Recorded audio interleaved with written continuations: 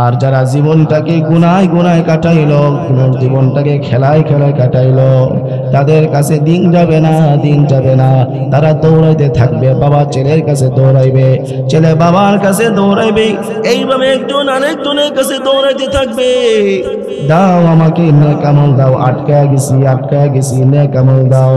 কিন্তু কেউ দিবে না, নেক কাজ করার জন্য কেউ নেক দিয়া কেউ আপনাকে সহযোগিতা করবে না। দুনিয়াতে তো বাবা সন্তান দিয়া দামি হইতে পারে, সন্তানের মাধ্যমে বাবা দামি হয়। বাবা তার সন্তানের কাছে টাকা পায়, সন্তানের কাছে বিভিন্ন রকমের সহযোগিতা পায়, ঠিক কিনা বলেন? আবার সন্তান তার বাবার কাছে বিভিন্ন রকমের সহযোগিতা পায়। কিন্তু হাসরের ময়দানটা এমন কঠিন হবে, আপনি একটা নেকির জন্য দৌড়াইবেন, কেউ দিবে না, সন্তান নেক দিবে না, বাবা নেক দিবে না, স্বামী তার স্ত্রীকে নেক দিবে না, স্ত্রী তার স্বামীকে নেক দিবে না।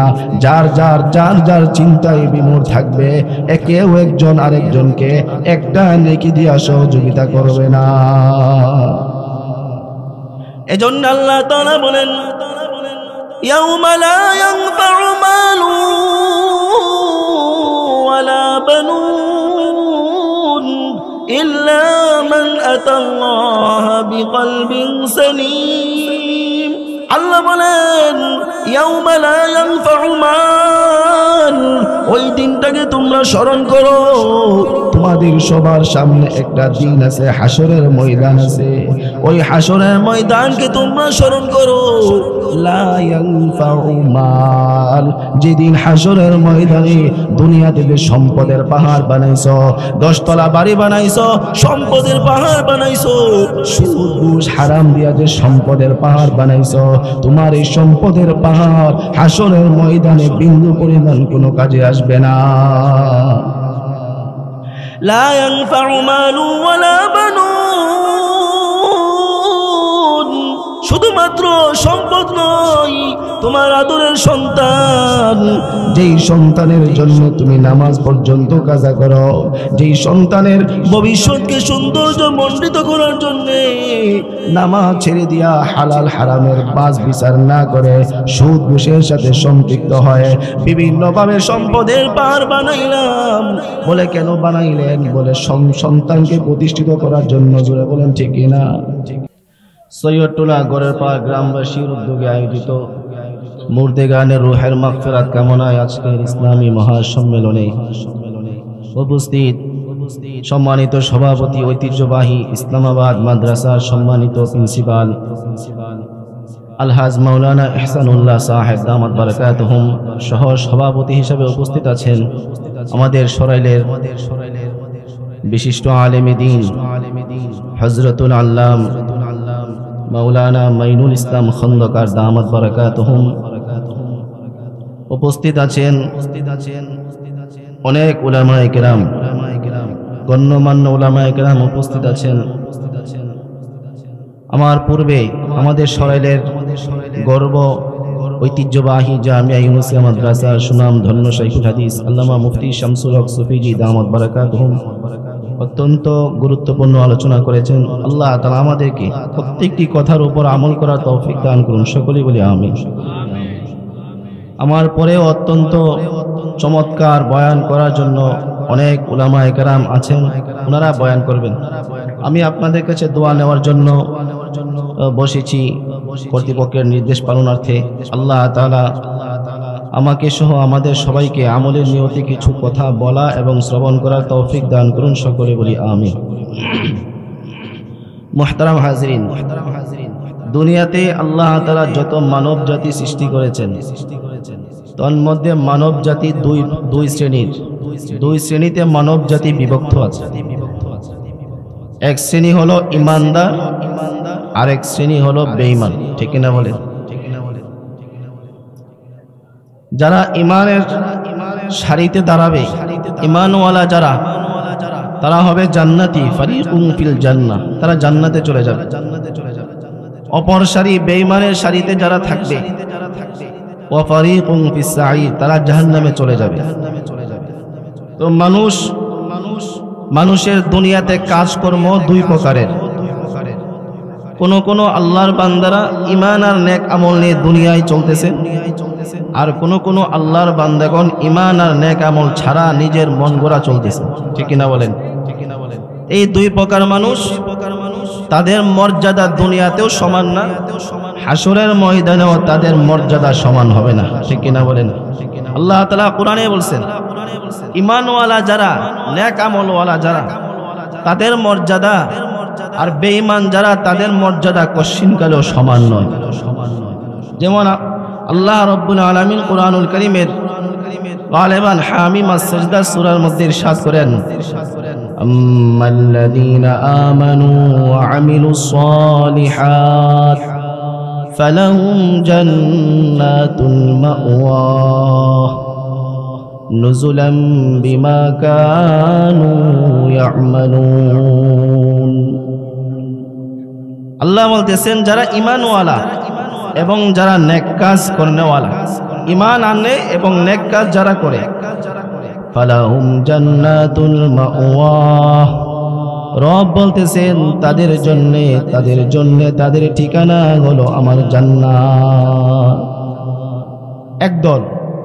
আরেক দলের কথা বলতেছেন, ওয়া আম্মাল্লাযীনা ফাসাকু ফামাওয়াহুমুন নার, আর যারা ঈমান আনবে না, নেক কাজ করবে না, ফাসিক ফুজুরি করবে, গুনায় জীবন কাটাবে, রব বলতেছেন ফামাওয়াহুমুন নার, তাদের ঠিকানা হলো জাহান্নাম। তাহলে দুই প্রকার মানুষের কথা আল্লাহ কোরআনে বলছেন। এক প্রকার ঈমানের সাথে নেক কাজ করে, আরেক দল হলো ঈমানও আনে না, নেক কাজও করে না, দ্বিতীয় নম্বর দল। তাদের মর্যাদা দুনিয়াতে সমান নয়। কারণ যারা ঈমান আনে আর নেক কাজ করে তাদের চেহারা, আর যারা নেক কাজ করে না, নামাজ যারা পড়ে না, তাদেরকে দেখতেও এক মনে হয় না। ঠিক কিনা বলেন? নামাজির চেহারা আর গাঁজাখুরের চেহারা কি এক? আওয়াজ দিয়ে বলেন, সবাই বলেন, চেহারা কি এক নয়। কারণ যাদের চেহারার মধ্যে সেজদার চিহ্ন আছে, তাদের চেহারার মধ্যে কেমন যেন নূরের আলো চমকাইতে থাকে। যাদের চেহারার মধ্যে সেজদার চিহ্ন নাই, তাদের চেহারার মধ্যে কোনো নূর থাকে না। এরা চামড়া দিয়ে সুন্দর হলেও তাদের চেহারার মধ্যে কোনো ঈমানের জ্যোতি, ঈমানের নূর থাকে না। কারণ নবী বলতেছেন, মান কাসুরা সালাতুহু হাসুনা ওয়াজহুহু, আমার যে উম্মতের জিন্দেগিতে নামাজের আমল বেশি হবে, তার চেহারা তত বেশি সুন্দর হবে। মান কাসুরা সালাতুহু হাসুনা ওয়াজহুহু, আল্লাহর নবী বলেন, আমার যে উম্মতের আমল নামার মধ্যে, জিন্দেগির মধ্যে নামাজের আমল বেশি থাকবে, সেজদার আমল বেশি থাকবে, যে উম্মত বেশি কপালটা মাটিতে লুটায়া সেজদা দিবে, হাসুনা ওয়াজহু, নবী বলতেছেন তাকে চামড়ায় যদিও তাকে কালো দেখতে দেখা যায়, কিন্তু তার চেহারার মধ্যে ঈমানের নূর চমকাইতে থাকে। এজন্য নামাজির চেহারা আর বেনামাজির চেহারা কশিনকালও এক নয়। সাহাবায়ে কেরাম এত বেশি নামাজ পড়ছেন যে নামাজ পড়তে পড়তে আল্লাহ তাআলা কুরআনে প্রশংসা করছেন, তারাহুম রুকআন সুজদান ইয়াবতাগুনা ফাদলাম মিনাল্লাহি ওয়া রিদওয়ানা। আল্লাহ নবী আল্লাহ তাআলা বলতেছেন, হাবিবে কিবরিয়া সাহাবায়ে কেরামদেরকে দেখবেন, তারা যখন একা একা থাকে, নির্জনে থাকে, তারা কখনো রুকুর হালাতে, সিজদার হালাতে তাদের সময় কাটায়। এত পরিমাণে তারা রুকু আর সিজদা দেয়, এত বেশি পরিমাণে তারা নামাজ আদায় করে। সীমাহুম ফি বুজুহিহিম মিন আসারিস সুজুদ, আল্লাহ বলেন সাহাবায়ে কেরাম এত বেশি পরিমাণে সিজদা দিতেন, সিজদা দেওয়ার কারণে তাদের চেহারার মধ্যে সিজদার নিদর্শন দেখা যায়। তো নামাজি আর বেনামাজি দুইজনের চেহারার কাটিংও এক নয়, চেহারার মধ্যে নূর দিয়া আল্লাহ তাআলা নূরের পার্থক্য করে দেন। হাসরের ময়দানেও নামাজের হিসাব হবে এক রকমের, বেনামাজের হিসাব হবে আরেক রকমের। তো ভাই হাসরের ময়দানে দুনিয়াতে আমরা যে যাহা কিছুই করি না কেন চূড়ান্ত হিসাব হবে হাসরের ময়দানে, ঠিক কিনা বলেন? হাসরের ময়দানে যারা আমলনামা আসবে ডান হাতে, তারা হাসতে হাসতে তাদের 50,000 বছরের হাসরের ময়দান তাদের চলে যাবে কিছু এক মুহূর্ত সময়ের ভিতরে, তারা বলতেও পারবে না। সুবহানাল্লাহ। হাসরের ময়দান আমাদের সামনে আছে না নাই? হাসরের ময়দান কত দিনের হবে? দুনিয়ার গণনা হিসাবে আল্লাহ কোরআনে বলেন হাসরের ময়দান হবে দুনিয়ার গণনা হিসাবে 50,000 বছরের সমান। সুবহানাল্লাহ জোরে কোন 50,000 সানাতিন মিম্মা তাউদ্দুন। আল্লাহ বলেন দুনিয়াতে তোমরা যেই দিন গণনা করো ওই দিন গণনা অনুযায়ী হাসরের ময়দানের একদিন হবে 50,000 বছরের সমান। এবার আপনি বলবেন 50,000 বছর সমান হাসরের ময়দান হবে, কেমনে থাকবো হাসরের ময়দান? হাদিসের মধ্যে তো শুনছি হাসরের ময়দানে অর্ধ হাত মাথার উপরে সূর্য চলে আসবে, সূর্যের তাপের কারণে মাথার মগজগুলা গলে নিচের দিকে পড়ে যাবে। সূর্যের তাপের কারণে গুনার পরিমাণ অনুযায়ী ঘামের সাগরে কেউ সাঁতরাইতে থাকবে, আবার ঘামের সাগর কারো গর্দান পর্যন্ত চলে আসবে। ঘামের সাগরে আবার কারো হাঁটু পর্যন্ত ঘাম চলে আসবে। গুনার পরিমাণ অনুযায়ী এমন ভাবে ঘাম চলে আসবে, ঘামের সাগরে কেউ সাঁতরাইবে। এত কঠিন হাসরের ময়দানে কেমনে থাকবো? তাফসিরে জালালাইনের মধ্যে লেগে যাদের জিন্দেগিটাকে নেক আমল দিয়ে কাটাইলো, নামাজ দিয়া রোজা দিয়া নেক আমল দিয়া জিন্দেগি যাদের কাটাইলো, তাদের কাছে হাসরের ময়দান 50,000 বছরের সমান হলেও তারা আনন্দে আনন্দে, তারা আমোদ ফুর্তির মাধ্যমে তারা আনন্দে আনন্দে হাসরের ময়দানে থাকবে। আনন্দের কারণে 50,000 বছর তাদের কাছে মনে হবে মাত্র আসরের নামাজ পড়ে আমরা হাসরের ময়দানে উঠলাম, 50,000 বছর চলে যাবে। তাদের কাছে মনে হবে মাগরিবের সময় হাসরের ময়দান শেষ হয়ে গেছে। মনে হবে এ মাঝখানে এক ওয়াক্ত নামাজের সময় মাত্র গেছে। আল্লাহু আকবার জোরে কোন। অথচ মাঝখানে কত বছর চলে গেছে? 50,000 বছর চলে গেছে। জান্নাতীরা, নামাজি যারা, দিনদার যারা, তাদের কাছে মনে হবে মাঝখানে মাত্র এক ওয়াক্ত নামাজের সময় অতিবাহিত হয়েছে। আল্লাহু আকবার। আর যারা জীবনটাকে গুনায় গুনায় কাটাইলো, জীবনটাকে খেলায় খেলায় কাটাইলো, তাদের কাছে দিন যাবে না, দিন যাবে না।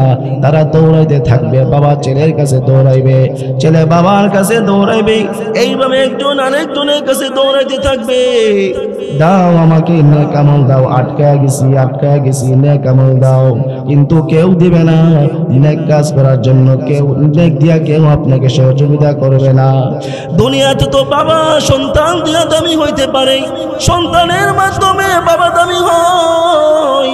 বাবা তার সন্তানের কাছে টাকা পায়, সন্তানের কাছে বিভিন্ন রকমের সহযোগিতা পায়, ঠিক কিনা বলেন? আবার সন্তান তার বাবার কাছে বিভিন্ন রকমের সহযোগিতা পায়। কিন্তু হাসরের ময়দানটা এমন কঠিন হবে, আপনি একটা নেকির জন্য দৌড়াইবেন, কেউ দিবে না, সন্তান নেক দিবে না, বাবা নেক দিবে না, স্বামী তার স্ত্রীকে নেক দিবে না, স্ত্রী তার স্বামীকে নেক দিবে না। যার চিন্তায় বিমূঢ় থাকবে, কেউ একজন আরেকজনকে একটা নেকি দিয়া সহযোগিতা করবে না।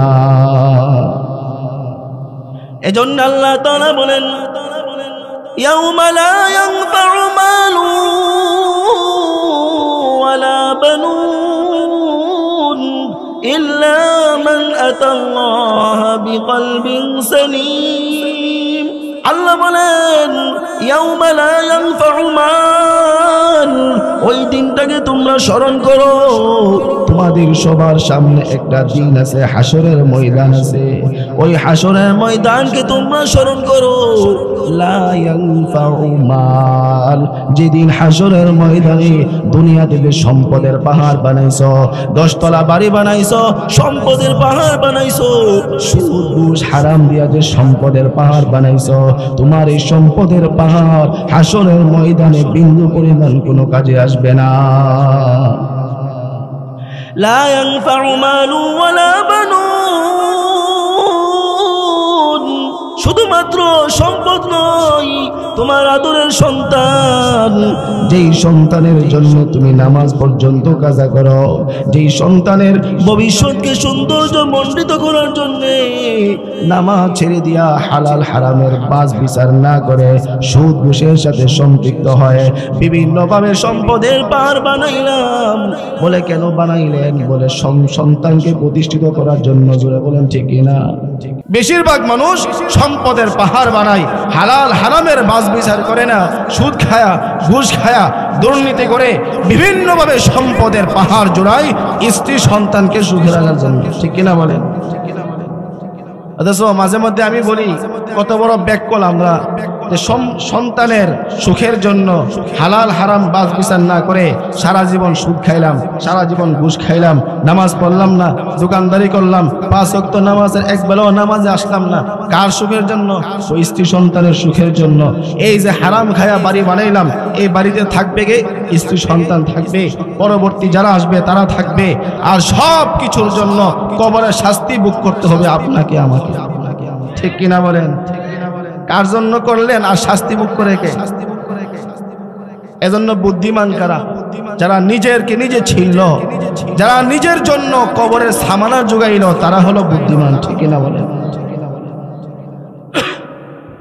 সন্তানের জন্য দিনার দিরহাম নয়, সন্তানের জন্য দুনিয়াতে সম্পদ নয়, দুনিয়াতে বাড়ি গাড়ি নয়, সন্তানকে আখিরাতের পুঁজি বানায় যান।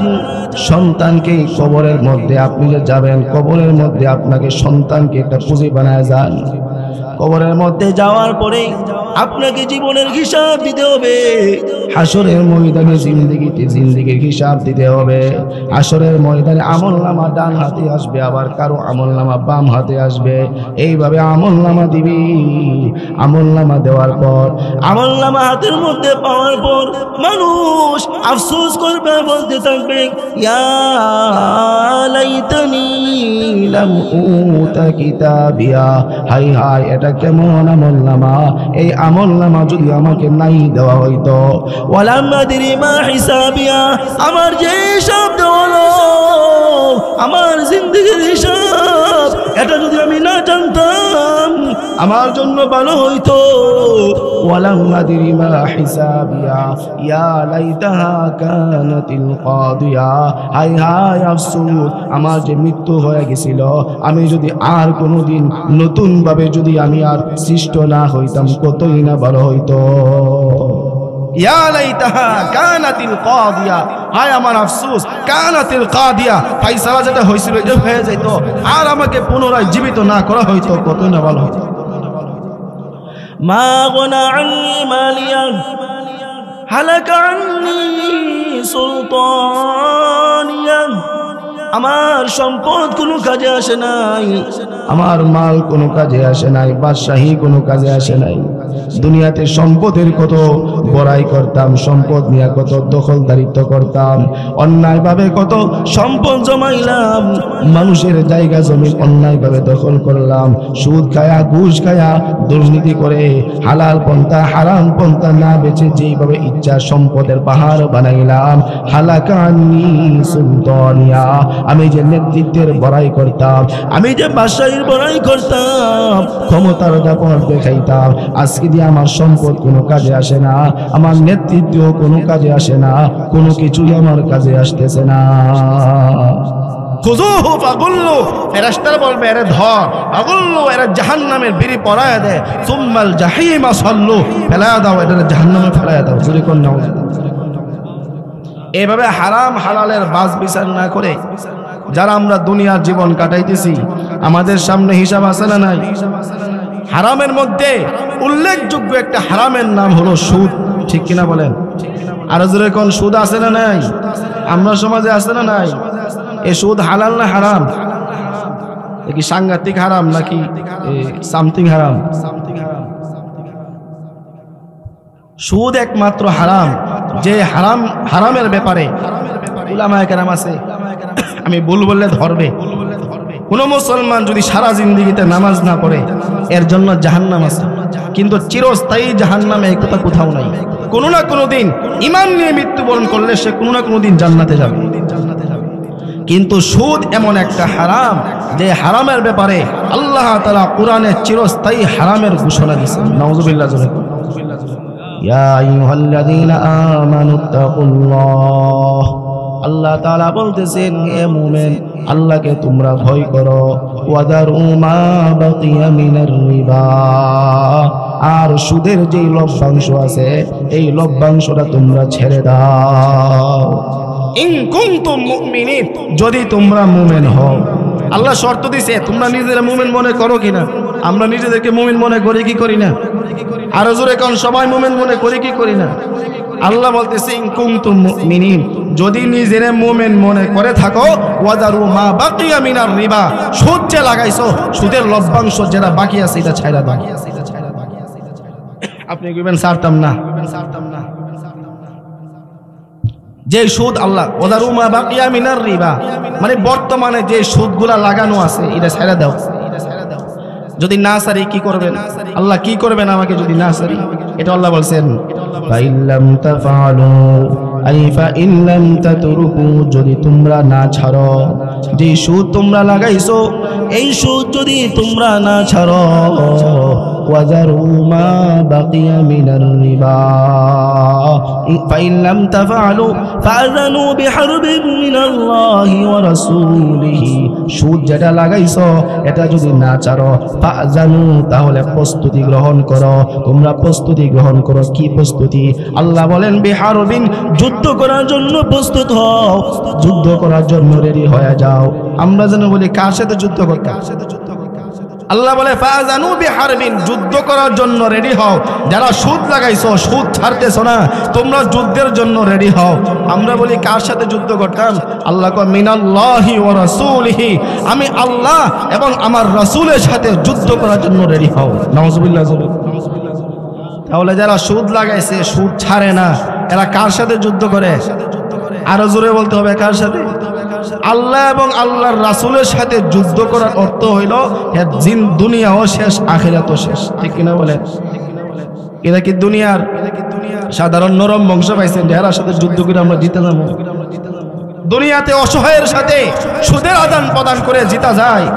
বিধবা, অসহায়, গরিব, তারা বেশাবাই পরে কষ্টে পরে আপনার কাছে টাকা চাইছিল, তাদের সাথে চাপায়া, তাদের সাথে জোর জবরদস্তি করে সুদের আদান প্রদান করা হয়েছে। টাকা না দিলে, না দিতে পারলে যদি মাফ চায়, কবরে যে শাস্তি আইব এটা জানে, এই কারণেই বলে আমার এটা মাফ করে দেন, এই মাসে দিতে পারতেছি না। না, তোমার মাফ করলে কি হইব? কবর গেলে তো আর বাড়ি একটা কম করতো না।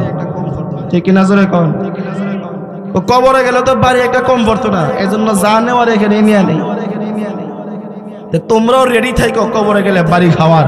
আল্লাহ কুরআনেই জানাই দিয়েছেন বিহারবিন মিনাল্লাহি ওয়া রাসূলি, সুদ যদি না ছাড়ো আমি আল্লাহ এবং আমার রাসূলের সাথে যুদ্ধের জন্য রেডি হও। এরপরেও যদি কোনো সুদখোর সুদ খায়, যুদ্ধরা কার সাথে? আমার সাথে, আপনার সাথে, নাকি আল্লাহর সাথে? এই কথা শোনার পরে যদি কেউ সুদ খায় তাহলে বোঝা যাইল এর কলিজাটা পাহাড়ের চাইতে আরো শক্ত। ঠিক কিনা জোরে কন? আর যদি মনে করেন ছাইরা দিব, আল্লাহর সাথে যুদ্ধ করতে পারতাম না, সুদ ছাইরা দিব, তওবা করলাম, এটা আল্লাহ বলছেন ওয়া ইন তুবতুম ফালাকুম রুউসু আমওয়ালিকুম লা তাযলিমুনা ওয়া লা তুযলামুন। ওয়া ইন তুবতুম, যদি তওবা করো, আল্লাহ সুদ যা খাইছে খাইছে আর খাইতে নাই, ছাইরা দিলাম, তাহলে আল্লাহ বলেন তোমার প্রতি জুলুম করবে না। বর্তমানে যেই সুদগুলা লাগায় রাখছো, মূলধন 1 লাখ টাকার সুদ লাগাইছো, কথার কথা মাসে 5,000 টাকা, তাহলে 1 লাখ টাকা ফালাকুম রুউসু আমওয়ালিকুম, 1 লক্ষ টাকা তোমার জন্য হালাল করে দিলাম, আর 5,000 টাকা যে মাসে লাগাইছো এটা তুমি ছাইরা দাও। সুদটা ছাইড়া দিবা, মূলধন তোমার জন্য হালাল করে দিলাম। আল্লাহ পারতেন সুদ লাগাইছস কেন, তোর সুদটাও হারাম, মূলধনও হারাম, করতে পারতেন কি পারতেন না? আল্লাহ লা তাজলিমুন, তোমরা ওয়ালা তাজলিমুন, তোমরা জুলুম করো না, সুদের টাকাই না তোমরাও জুলুম করো না, ওয়ালা তুজলামুন, আর তোমাদের মূলধন হারাম করে দিয়া তোমাদের প্রতিও জুলুম করা হবে না। এজন্য ভাই সুদ হালাল না হারাম আর জোরে কোন? সুদ ছাড়ার দরকার আছে না নাই? দরকার আছে। এরপরে সুদ খায় যারা, তাদের হাসন নাসরটা কেমন হবে জানেন? আল্লাহ কুরআনে বলছেন, الذين يأكلون الربا لا يقومون إلا كما يقوم الذي يتخبطه الشيطان من المس। আল্লাহ বলতেছেন الذين يأكلون الربا, যারা রিবা খায়, সুদ খায়, সুদকে আরবিতে রিবা বলা হয়। যারা দুনিয়াতে সুদের আদান প্রদান করে, এখানে শুধু যারা সুদ দেয় এদের কথা না, কিন্তু হাদিসের ব্যাখ্যা আসছে সুদখোর মানে যে সুদ দেয় আর যে সুদ নেই, যে সুদের সাক্ষী হয়, যে সুদের লেখালেখি করে, চার প্রকার এক সমান গুনাহগার। কথা বুঝেন নাই? শুধু যে সুদ দেয় হে গুনাহগার নাকি চার প্রকার? চার প্রকার মানুষ, সুদ দাতা, সুদ গ্রহীতা, সুদের সাক্ষী যে হয়, সুদের লেখালেখি যে করে, চার প্রকার মানুষের কথা বলছে আল্লাযীনা ইয়াকুলুনার রিবা। এই চার প্রকারের গুরু প্রকার যারা সুদের সাথে সম্পৃক্ত, লা ইয়াকুমুনা ইল্লা কামা ইয়াকুমুল্লাযী ইয়াতাখাব্বাতুহুশ শাইতানু মিনাল মাস। তারা হাসরের ময়দানে যেদিন উঠবে, কবর থেকে যখন ইসরাফিলের সিংহায় ফুৎকার দেওয়ার পর যখন কবর থেকে হাসরের ময়দানের দিকে যাবে, তখন সবাই একভাবে উঠবে আর সুদখোররা অন্যভাবে উঠবে। এরা কেমনে উঠবে? আল্লাহ বলেন কামা ইয়াতাখাব্বাতুহুশ শাইতানু মিনাল মাস। মাঝে মধ্যে আমরা অনেক মানুষে জিনে ধরে নিয়েছি, জিনে ধরলে কি স্বাভাবিক থাকে না? দুই চারজনের লইয়া ওষুধ ধরে, শক্তি আলাদা শক্তি শরীরে তৈরি হয়ে যায়। আল্লাহ বলেন ইয়াতাখাব্বাতুহুশ শাইতানু মিনাল মাস। শয়তান স্পর্শ করলে, মানুষকে জিনে ধরলে যেমন পাগল মাতালের মতো হয়ে যায়, দুনিয়াতে যারা সুদের সাথে সম্পৃক্ত, হয়তো সুদ দিয়া সম্পৃক্ত, নতুবা সুদ নিয়ে সম্পৃক্ত, নতুবা সুদের সাক্ষী হয়ে সম্পৃক্ত, নতুবা সুদের লেখালেখি করে সম্পৃক্ত, এই চার প্রকার মানুষ হাসরের ময়দানে জিনে ধরা পাগলের মতো মাতাল হইতে হইতে হাসরের ময়দানে। নাউজুবিল্লাহ, জোরে কর। কেন উঠবে? এদেরকে দেখলে এরা যে হাসরের ময়দানে পাগলের মাতালের মতো মাতলাইব, পাগলামি করবে, এদেরকে দেখা মাত্রই সবাই চিনব যারা পাগল মাতালের মতো মাতলামি করতেছে এরা হলো দুনিয়ার সুদখোর। এই কামটা কেন হইব? আল্লাহ এটা বলে যালিকা বিআন্নাহুম ক্বালু ইন্নামাল বাইউ মিসলুর রিবা। কারণ দুনিয়াতে এরা কইতো যে ব্যবসা আর সুদ এটা তো সমান সমান নয়, এক জিনিসই। নাউজুবিল্লাহ, জোরে কর। প্রথমে যেমন দোকানের মধ্যে 1000 টাকার পণ্য কিনা 1200 টাকা বিক্রি করো, 200 টাকা লাভে, আমিও 1 লাখ টাকা সুদ লাগায়া মাসে 5000 টাকা লাভ পাই, দুইটা তো সমান সমান নয়, ঠিক কিনা? জোরে কর। এরা যুক্তি দেয় আল্লাহ কো আহাল্লাল্লাহুল বাইআ ওয়া হাররামার রিবা, আমি চিরদিনের জন্য ব্যবসাকে হালাল বানাইলাম আর সুদকে আমি হারাম বানাইলাম। আর হ্যাঁ, যুক্তিদের দুইটা এক সমান সমান। নাউজুবিল্লাহ।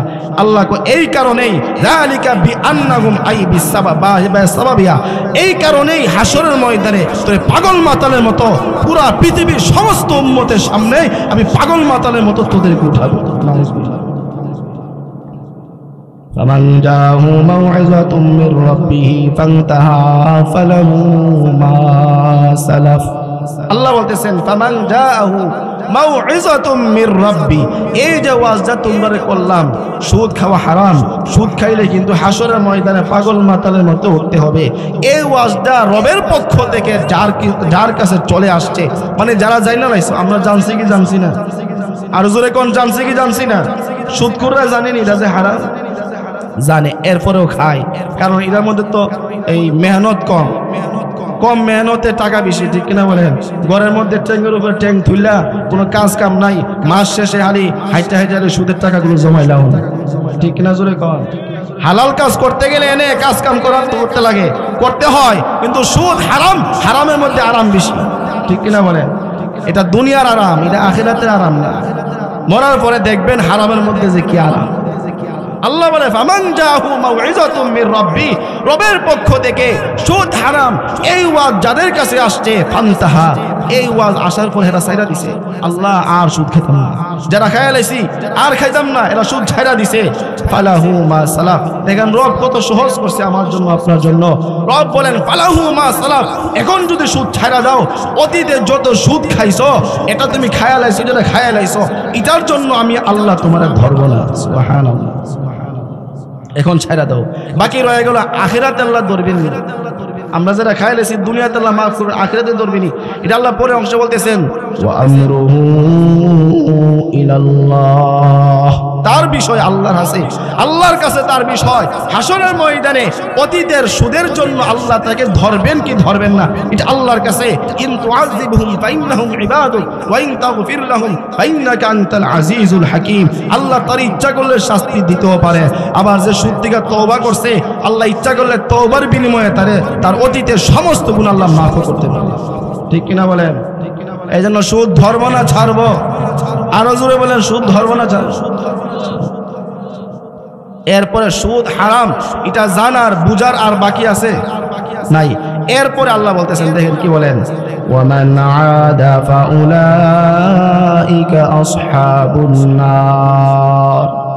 ওয়ামান আদা, আদা ইয়াউদা ফিরে আসছে। সুদ হারাম এরা জানছে, জানার পরে ওয়ামান আদা আবার ঘুরে গেলে সুদ, কারণ এটার মধ্যে যে আরাম পাইছে আরাম তো ছাড়তে পারতেছে, আবার সুদ খায়। কবরে গেলে শাস্তি আছে, হাসরের ময়দানে পাগলের মতো গিয়ে হাসরের ময়দানে উঠবে এটাও জানছে। আল্লাহ কও ওয়ামান আদা, এইটার মজা ছাড়তে পারে না, আবার সুদ খাইতে থাকে। যারা করছে সুদ খাওয়া হারাম জানার পরে পুনরায় বারবার আবার সুদ খাইতে যায়, বারবার সুদের সাক্ষী দিতে যায়, বারবার সুদের লিখনি লিখতে যায়, বারবার সুদ আনতে যায়।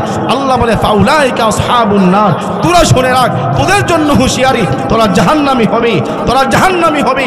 শুধু জাহান্নামী না, তোদের আশা থাকতে পারে কোনো না কোনো দিন তো জান্নাতে যাইতে পারি। আল্লাহ করে সেই সুযোগও তোদের নাই। হুম ফিহা খালিদুন খুলুদ ফিন নার, অনন্ত জীবন কাফের বেঈমানের মতো চিরস্থায়ী জিন্দেগির জন্য আমি তোদের জন্য জাহান্নাম অবধারিত করলাম। নাউযুবিল্লাহ। হুম ফিহা খালিদুন, কোন জাহান্নামীর ক্ষেত্রে খালিদুন শব্দ নাই। ঈমান নিয়ে যারা মৃত্যুবরণ করবে, নামাজ না পড়লেও, রোজা না রাখলেও, গুনাহ করলেও জাহান্নামে যাবে তা সত্যি, কিন্তু কিঞ্চিত পরিমাণ, সামান্য পরিমাণ ঈমান নিয়ে যদি কেউ মৃত্যুবরণ করে তাহলে সে কোনো না কোনো দিন জান্নাতে যাবে। মান মাতা ওয়া হুয়া ইয়ালামু আন্নাহু লা ইলাহা ইল্লাল্লাহ দাখালাল জান্নাহ। আল্লাহর নবী বলেন, যারা মৃত্যুর সময় লা ইলাহা ইল্লাল্লাহ বলে বলে মৃত্যুবরণ করলো, মানে ঈমান নিয়ে যারা দুনিয়া থেকে বিদায় হলো, আমি আল্লাহ তাদেরকে কোনো না কোনো সময় জান্নাত দান করব। তাহলে বোঝা গেল নামাজ না পড়লে শাস্তি আছে, দাড়ি না রাখলে শাস্তি আছে, সুন্নত না মানলে শাস্তি আছে, কোনো না কোনো সময় যারা পরিমাণ ঈমানের বদৌলতে জান্নাত পাওয়ার সম্ভাবনা আছে। যারা সুদ হারাম জানার পরে আবার সুদ খায়, বারবার সুদ খাইতে আসে, সুদ ছাড়তে পারে না, এই সুদের কারণে সমাজের মধ্যে একটা ফিতনা সৃষ্টি হয়ে গেছে। সুদ নামক ফিতনা দিয়া যারা সমাজে ফিতনা লাগায়, সুদ দিয়া, সুদ এনে, সুদের সাক্ষী হয়ে সুদের লেখালেখি করে। আল্লাহ বলতেছেন তোদের সেই আশাও নাই, কোনো সময় জান্নাতে যাবি সেই আশাও নাই। হুম ফিহা খালিদুন, অনন্ত জীবনের জন্য তোদের জন্য জাহান্নাম অবধারিত। নাউযুবিল্লাহ। এই জন্য ভাই, সুদের টাকা দিয়া, ঘুষের টাকা দিয়া যারা সম্পদ দুনিয়াতে জমাইলাম, বাড়ি বানাইলাম, আহার এই সুদের টাকা দিয়া যারা বাড়ি বানাইছে, হারাম টাকা দিয়া অন্য মানুষের জমিন অন্যায়ভাবে দখল করে, মানুষকে ঠকায়া নির্যাতন করে, ক্ষমতার অপব্যবহার করে, লাঠির জোরে, নেতৃত্বের জোরে অনেক মানুষ আছে অসহায় গরিব মানুষের জায়গা সম্পত্তিও দখল করে। এখন আছে না নাই? তারা যে এই জায়গা সম্পত্তি অবৈধভাবে অন্যায়ভাবে দখল করে একটা বাড়ি বানাইছে, এটা তো শুধু গুনাহ করছে না, গুনাহে জারিয়া লাগাইছে। কি জারিয়া লাগাইছে? গুনাহে জারিয়া। এই বাড়ি যতদিন থাকবে, ছেলে থাকবে, স্ত্রী থাকবে, আত্মীয় স্বজন থাকবে, এই বাড়িতে বসবাস করবে আর গুনাহ করে সারা জিন্দেগির জন্য তার কবরের মধ্যে গুনার ড্রেন চালু হয়েছে, এই ড্রেন দিয়া এই গুনাহ সারা জীবন বাড়ি যতদিন থাকবে এই গুনাহ তার কবরের মধ্যে পৌঁছতে থাকবে। নাউজুবিল্লাহ জোরে কর। ওয়াজ কি তিতা লাগতেছে না? সুদ ঘুষের ওয়াজ করলে একটু তিতাই লাগে, সব জায়গায় মধ্যে সুদ ঘুষের ওয়াজ করলে ভালো লাগে না। সুদ আসেনি আমরা সমাজে? আছে, বহুত আছে।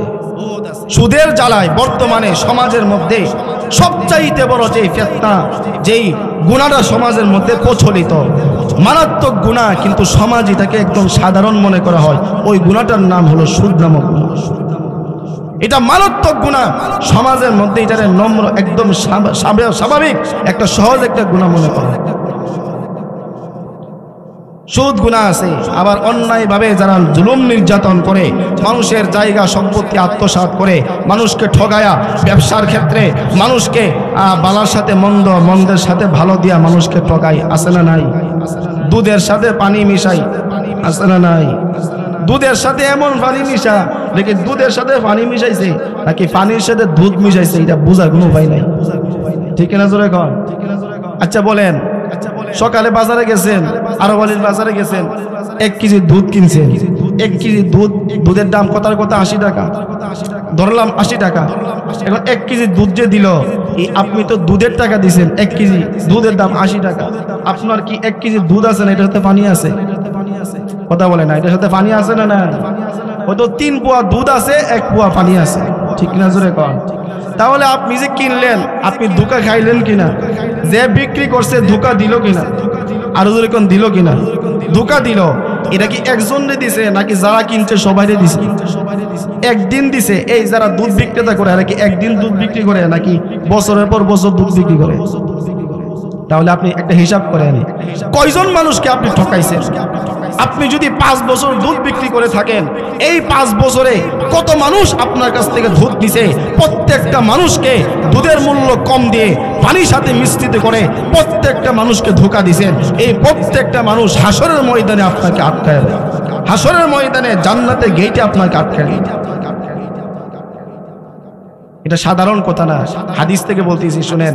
আল্লাহর নবী একদিন এমন একটা সাহাবাদের মজমার মধ্যে বলতেছেন, মানিল মুফলিস, এ সাহাবারা বলো তো দুনিয়াতে সবচাইতে বড় অসহায় কে? বলো তো সবচাইতে অসহায় কে? সাহাবায়ে কেরাম বলতেছেন, মাল্লা দিনার লাহু ওয়ালা দিরহাম লাহু, যার টাকা পয়সা নাই, দিনার দিরহাম নাই, বাড়ি ঘর নাই, এরাই তো দুনিয়ার সবচাইতে বড় অসহায়। আমরা তো এটাই মনে করি নাকি? ঠিক কিনা বলেন? যাদের জায়গা জমি নাই, বাড়ি ঘর নাই, দিনার দিরহাম টাকা পয়সা নাই, তারাই দুনিয়ার সবচাইতে বড় অসহায়, এটা আমরা মনে করি।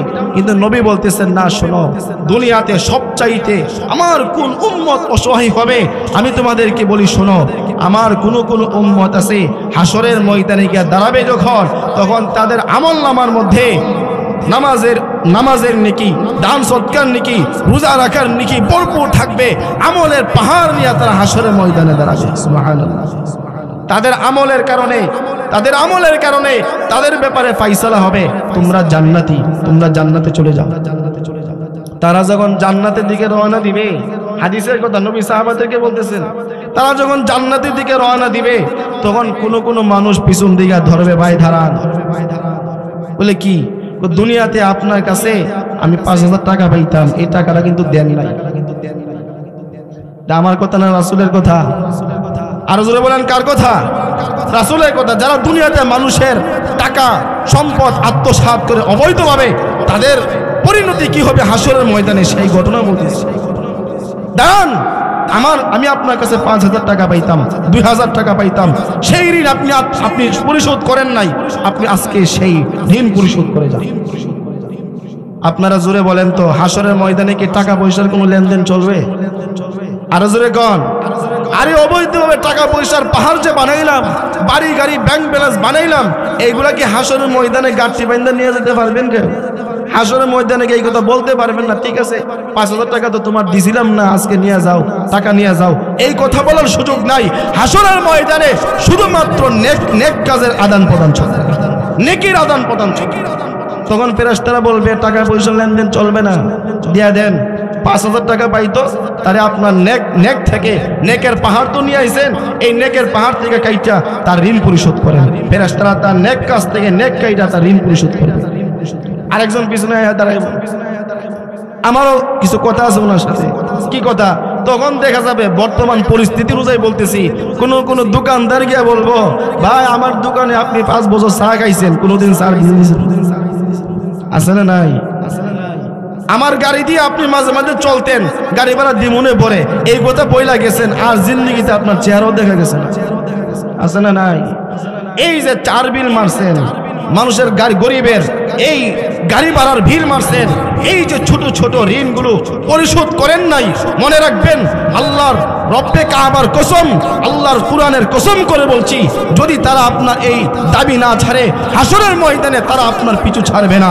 তারা সেদিন অসহায় হয়ে যাবে নেকির জন্য, সেদিন আপনাকে ধরবে। তার কাছে টাকা পাইতাম, আজকে টাকার বিনিময়ে তার কাছ থেকে আমি নেক আমল নিয়ে আসবো। ধরবে, আমার দোকান বাগি পাইতাম, দোকান বাগি দেন, গাড়ি ভাড়া পাইতাম, গাড়ি ভাড়া দেন, এইভাবে ধরবে। ফেরেশতারা বাঁচার তো কোনো উপায় নাই, ফেরেশতারা তো সাথে আছে, সাথে সাথে নেক কাজ থেকে, নামাজের নেক, যাকাতের নেক, দান সদকার নেক, সব নেক কাজ থেকে তার এই নেকি থেকে কাইটা কাইটা সমস্ত পাওনাদারের পাওনা পরিশোধ করবে।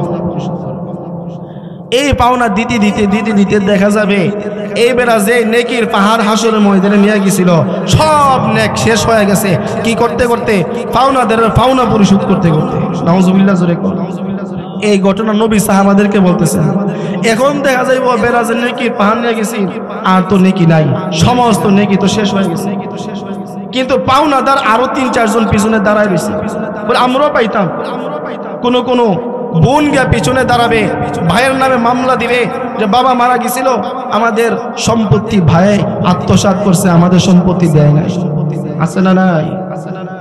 আরে বাবা মারা গেলে ভাই বোন মিলে সম্পত্তি পায়। সমাজে অনেক ভাই আছে যারা বোনের পরিপূর্ণ হক আদায় না করে দুনিয়া থেকে বিদায় হয়, 10 বার 3 বার 5 বার হজ করে, অথচ বোনের হক ভাইয়ের হক আদায় করে না। এই অবৈধ টাকা দিয়া 10 বার না 1000 বার হজ করলেও একটা হজ আল্লাহর দরবারে কবুল হবে না। কোনো বোন, কোনো ভাই, প্রতিবেশী তারা পিছন গিয়ে আটকায় ধরবে, দাঁড়ান আমিও আপনার কাছে পাইতাম, আমার ঋণ আজকে পরিশোধ করে যান। তখন নেক তো সব শেষ, পাওনাদারের পাওনা দিতে দিতে কি নেক আছে না শেষ? আর যেরকম আছে না শেষ?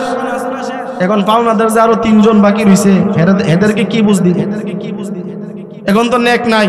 ফেরেশতারা বলবে এক কাজ করেন, যে 3 জন 4 জন পাওনাদার এখনো বাকি আছে, এদের আমল নামার যত গুনাহ আছে সব গুনাহ একসাথে কইরা তার মাথার উপর চাপায় দাও। নাউজুবিল্লাহ জোরে। এই হইছে তাদের পাওনার পরিশোধ। নেক যখন নাই ঋণ দেওয়ার, তখন পাওনা পরিশোধ করার রাস্তা কি? তোমাদের আমল নামার যত গুনাহ আছে সব গুনাহ তার মাথায় ছাপায়া দাও, এইভাবে তাদের পাওনা পরিশোধ করা হবে। হাদিসে আসছে সুম্মা তুরিহা ফিন নার, যেই মানুষটা নেকির পাহাড় নিয়ে গেছিল হাসরের ময়দানে, তার পাওনাদারের পাওনা দিতে দিতে সমস্ত নেক আমল শেষ, আর পাওনাদারের বাকি পাওনা পরিশোধ করতে করতে কোনো নেক আমল নাই। গুনাহগারের পাওনাদারের সমস্ত গুনার গাঁটটি মাথায় নিয়া সুম্মা তুরিহা ফিন নার, তাকে জাহান্নামের মধ্যে নিক্ষেপ করা হবে। ওই উম্মত হলো দুনিয়ার সবচাইতে বড় অসহায়। ভাই, দিনার দিরহাম টাকা পয়সা না থাকলেই মানুষ অসহায় না। অসহায় তো তারা যারা বড় অট্টালিকা পাইছে, বড় বাড়ি পাইলো, জায়গা জমিন পাইলো, সম্পদের দুনিয়াতে পাহাড় বানানোর পরেও আল্লাহকে চিনে নাই, মসজিদ চিনে নাই, মাদ্রাসা চিনে নাই, ঈমান আমল চিনে নাই, তারা হলো দুনিয়া ও আখিরাতের সবচাইতে বড় অসহায়।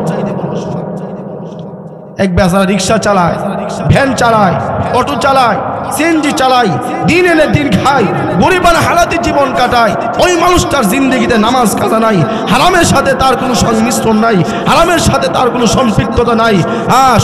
সুদ থেকে বেঁচে থাকে, ঘুষ থেকে বেঁচে থাকে, গরিবানা হালাতে জীবন কাটায়, কোনো রকম দিন এনে দিন খায়। বিলাসিতার বাড়ি বানাই না, বিলাসিতার গাড়িতে চড়ে না, বিলাসিতার সাথে জীবন যাপন করে না, কষ্টে কষ্টে জীবন কাটায়।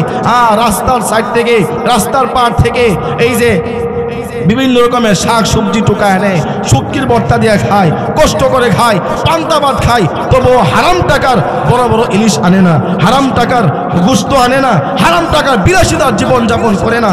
দুনিয়াতে কোনো রকম হালালের সাথে কষ্ট করে একটু কয়েকটা দিনের জন্য কষ্ট করে জীবন পার করছে। আল্লাহ বলেন তারা হলো দুনিয়াতে সম্মানিত, আখিরাতে কোটি কোটি উম্মতের সামনে তারা হবে দুনিয়ার সবচাইতে বড় সম্মানিত।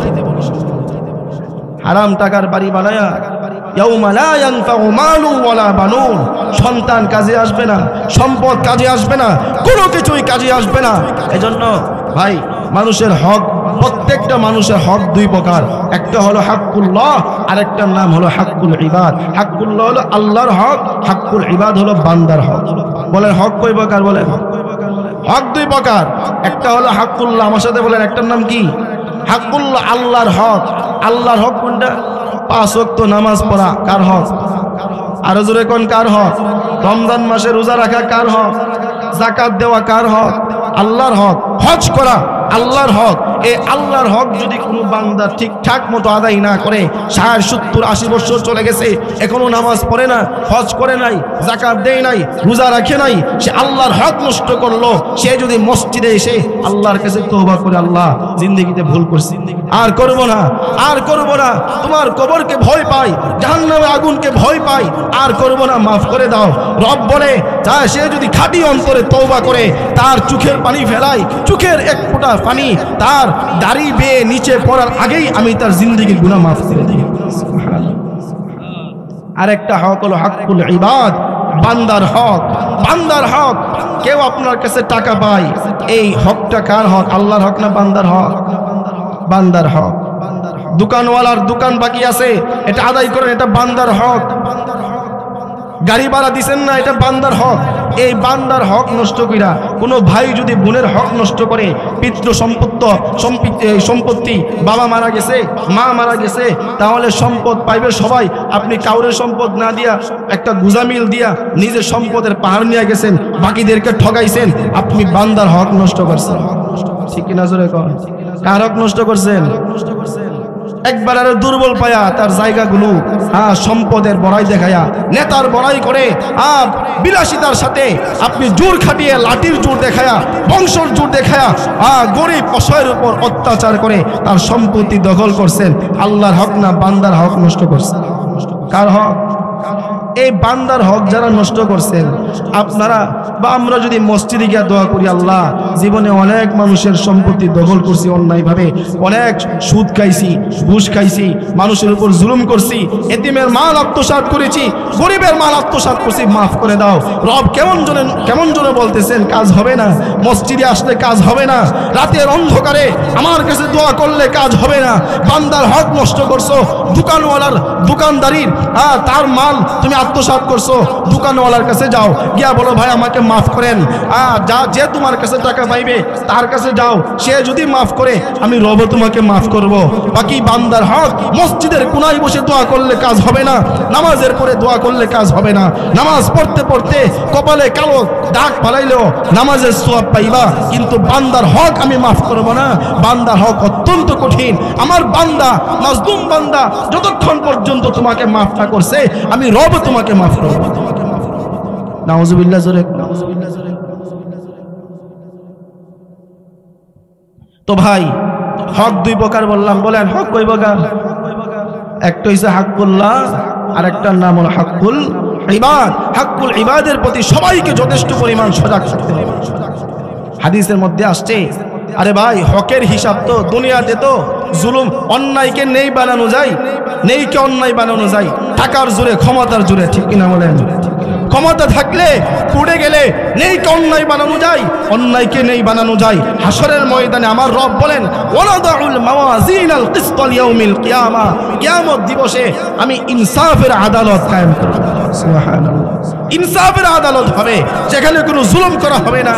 কেমন ফালা তুযলামু নাফসুন শাইআ, নাফসুন শাইআ, বিন্দু পরিমাণ কোনো মানুষের প্রতি জুলুম করা হবে না।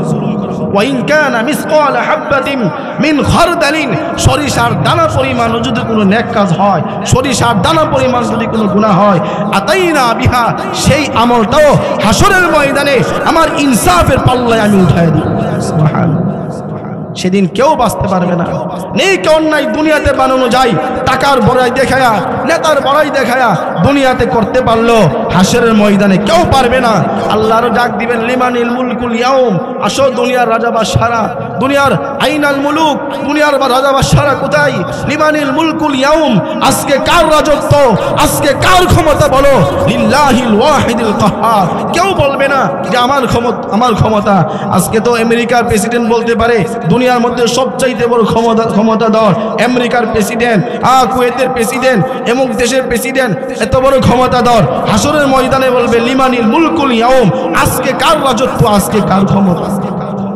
সেদিন সবাই চুপচাপ থাকবে, কেউ জবাব দিবে না। আল্লাহ তাআলা নিজেই জবাব দিবেন লিল্লাহিল ওয়াহিদিল কাহ্হার। দুনিয়ার কোনো রাজা বাদশার ক্ষমতা আজকে চলবে না। দুনিয়াতে নেতৃত্বের ক্ষমতা দেখায়, লাঠির ক্ষমতা দেখায়, বংশের ক্ষমতা দেখিয়ে গরিব অসহায়দের উপর অনেক জুলুম নির্যাতন করা হয়েছে। আজকে ওনাদাউল মাওয়াজিনাল কিসত আইল আদলা, আমি ইনসাফের আদালত কায়েম করলাম, বিন্দু পরিমাণ কোনো জুলুম করা হবে না। যারা বড় বড় দেশের প্রেসিডেন্ট, বিচারক যারা, তাদের যে অবস্থা হবে, একটা রিক্সা চালক, ভ্যান চালকের সেই অবস্থা হবে। আজকে প্রত্যেকের হক পরিপূর্ণভাবে আদায় করে দেওয়া হবে। লা তুআদ্দান্নাল হুকুকু ইলা আহলিহা, প্রত্যেকটা মানুষকে তার হক ঠিকঠাক মতো আদায় করে দেওয়া হবে। এমনকি হাদিসের মধ্যে দৃষ্টান্ত দেওয়ার জন্য এই কথাটাও আনছেন যে প্রত্যেকটা মানুষকে হকটা কেমনভাবে আদায় করে দেওয়া হবে, দৃষ্টান্তটা বলে আমি শেষ করে দিচ্ছি। হাদিসের মধ্যে আসছে দুনিয়াতে অনেক পানি আছে যে পানির শিং আছে, এখন আছে না নাই? আবার অনেক পানি আছে যে পানির শিং নাই। অনেক বকরি আছে, বকরির শিং আছে, আবার অনেক বকরি আছে শিং গজাই নাই, আছে না নাই? অনেক সময় দেখবেন দুইটা বকরি, যেই বকরিটার শিং আছে, এটা শিং ছাড়া বকরিটা রেখে শিং দিয়ে একটা ফাড় দেয়, দেখি দেয় না? অনেক সময় গরু আছে, একটা গরু শিংওয়ালা গরু, শিং ছাড়া গরুটাকে একটা ফাড় দেয়। হাদিসের মধ্যে নবী বলেন দুনিয়াতে প্রত্যেকটা মানুষকে এমনভাবে তার হক আদায় করে দেওয়া হবে, যারা দুনিয়াতে জুলুমের শিকার হয়েছে, নির্যাতনের শিকার হয়েছে, তাদের হকগুলো এমনভাবে আদায় করে দেওয়া হবে। এমনকি একটা পানি, শিংওয়ালা পানি, শিং ছাড়া পানিটাকে যে একটা ফাড় দিছে, সেই ফাড়ের হকটাও, মানে শিং ছাড়া পানিটাকে বলা হবে তোরে দুনিয়াতে একটা ফাড় দিছিস, তুই আজকের একটা ফাড় দিবি। এমনভাবে শুধু মানুষ নয়, প্রত্যেকটা জীবজন্তুরও সেদিন ইনসাফের সাথে তার হক আদায় করে দেওয়া হবে। এজন্য আমরা ভাই বান্দার হকের প্রতি আমরা যথেষ্ট পরিমাণ সজাগ থাকতে হবে। নামাজ রোজা না পড়লে আল্লাহর কাছে তওবা করলে মাফ হবে, কিন্তু বান্দার হক যারা নষ্ট করে দুনিয়ায়, তারা বান্দার কাছ থেকে মাফ না নিলে, যারা সুদ খায়া ঘুষ খায়া দুনিয়াতে নাফরমানি করছে, যাদের কাছে সুদ খাইছে সবার কাছে মাফ চাইতে হবে, যাদের কাছে ঘুষ খাইছে তাদের কাছে সবার কাছে মাফ চাইতে হবে। এছাড়া মারা গেলে আল্লাহর কাছে যদি তাদের কাছ থেকে মাফ না নেওয়া তওবাও করে, আল্লাহ কবুল করবে না। কারণ আল্লাহ বলেন বান্দার হক থেকে, বান্দার হক মাফ করার সিস্টেমই হইল বান্দা মাফ করলে আমি আল্লাহ মাফ করে দেব।